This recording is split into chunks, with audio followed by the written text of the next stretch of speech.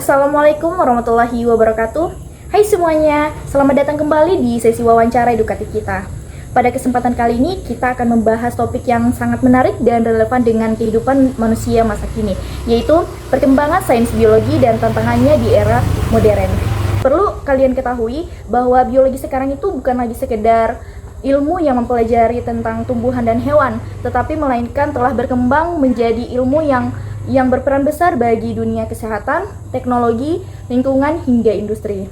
Nah, untuk membahas hal tersebut lebih dalam, saya sudah bersama narasumber yang kompeten di bidang biologi. Terima kasih sudah berkesempatan hadir di wawancara pada hari ini.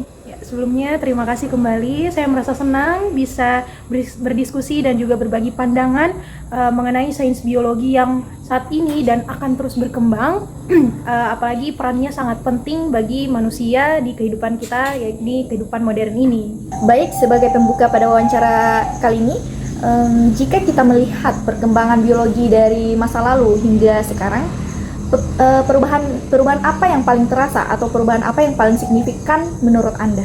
Ya, baik. Jadi kalau kita melihat perkembangan biologi dari dulu hingga sekarang, tentu perubahannya itu sangat besar. Dulu biologi sangat mengandalkan pengamatan secara langsung, seperti melihat sel, melihat tumbuhan, melihat hewan itu secara sederhana. Tetapi sekarang biologi sudah jauh lebih maju. Kita punya teknologi seperti mikroskop elektron, alat sequencing DNA, terus bahkan kecerdasan buatan itu bisa membantu kita menentukan pola penyakit dan juga struktur protein. Jadi biologi modern itu bukan hanya tentang mengamati, tetapi sudah sangat terhubung dengan saat ini sudah sangat terhubung dengan teknologi dan juga komputer, sehingga membuat pemahaman kita itu menjadi lebih lengkap dan juga pastinya lebih akurat. Oh, jadi artinya biologi sekarang itu tidak bisa terpisahkan dari teknologi ya? Iya, betul. Jadi biologi itu sudah sangat terhubung dan bergantung pada teknologi, apalagi teknologi yang sekarang yang semakin canggih ini. Ya, baik. Kalau kita bicara soal manfaat, sebenarnya sejauh mana biologi berpengaruh terhadap kehidupan manusia saat ini? Baik, pengaruh biologi dalam kehidupan sehari-hari itu sangat luas. Sebagai contoh di bidang kesehatan, biologi membantu kita menemukan vaksin, terus terapi gen, dan juga berbagai macam obat baru. Sedangkan di bidang pertanian, biologi berperan dalam menciptakan tanaman yang kuat, tahan hama, atau bahkan bisa tumbuh dalam kondisi berubah-ubah atau cuaca yang ekstrim. Kemudian di bidang lingkungan, biologi membantu kita memahami keanekaragaman hayati dan juga cara menyeimbangkan ekosistem. Bahkan makanan kita sehari-hari yang kita konsumsi seperti tempe, tahu, yogurt, dan juga keju, itu semua hasil proses biologi. Ya, menarik sekali ya. Berarti tanpa kita sadari, biologi sekarang itu sudah menjadi bagian dari rutinitas hidup kita ya? Iya, betul. Jadi biologi itu selalu hadir dalam kehidupan kita sehari-hari. Namun di balik kemajuan tersebut, pasti ada tantangan yang harus dihadapi. Nah, menurut Anda, tantangan apa yang paling besar dalam perkembangan sains biologi saat ini? Baik, menarik sekali pertanyaannya. Jadi tantangan terbesar biasanya datang dari atau berkaitan dengan etika. Misalnya rekayasa genetika dan cloning. Dua hal ini memunculkan pertanyaan moral, di mana apa batas yang boleh dan tidak boleh dilakukan. Nah, selain itu kita menghadapi masalah lingkungan, di mana banyak spesies yang terancam punah dan perubahan iklim yang sangat ekstrim. Nah, biologi harus mencari cara agar manusia dapat hidup berkelanjutan. Nah, selain itu tantangan lainnya itu berasal dari data biologis yang jumlahnya sangat besar dan rumit. Nah, biologi perlu atau harus punya tenaga ahli yang mampu mengelola dan memahami data tersebut. Jadi tantangan biologi ini bukan soal ilmu, tetapi juga soal moral, lingkungan, dan juga kemampuan manusia dalam mengelola informasi.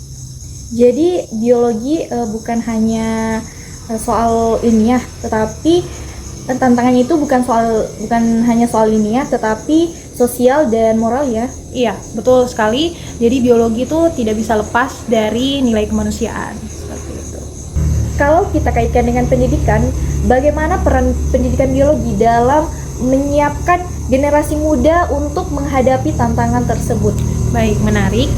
Di dunia pendidikan, biologi punya peran besar dalam menyiapkan atau membentuk generasi muda. Pembelajaran biologi sekarang idealnya bukan lagi menghafal atau tidak hanya menghafal, tetapi lebih ke memahami dan menerapkan. Misalnya melalui praktikum, proyek, dan pendekatan STEM. Pendidikan biologi juga harus menanamkan kesadaran pentingnya etika dan lingkungan. Harapannya siswa itu bukan hanya pintar secara teori, tetapi bisa menerapkan bijak dalam menerapkan ilmu biologi. Nah, karena dampaknya bisa sangat besar bagi manusia dan alam. Berarti guru biologi juga dituntut terus berinovasi. Iya, betul. Jadi guru berperan besar dalam membentuk cara pandang siswa terhadap ilmu sains atau ilmu biologi. Baik, sebagai penutup pada wawancara kali ini, apa harapan Anda terhadap perkembangan sains biologi di masa depan? Baik, harapan saya biologi terus berkembang bersama teknologi yang semakin canggih, namun tetap berpegang teguh pada etika dan keberlanjutan, karena biologi punya potensi besar dalam menghadapi berbagai masalah dunia seperti pandemi, terus krisis pangan, dan juga perubahan iklim.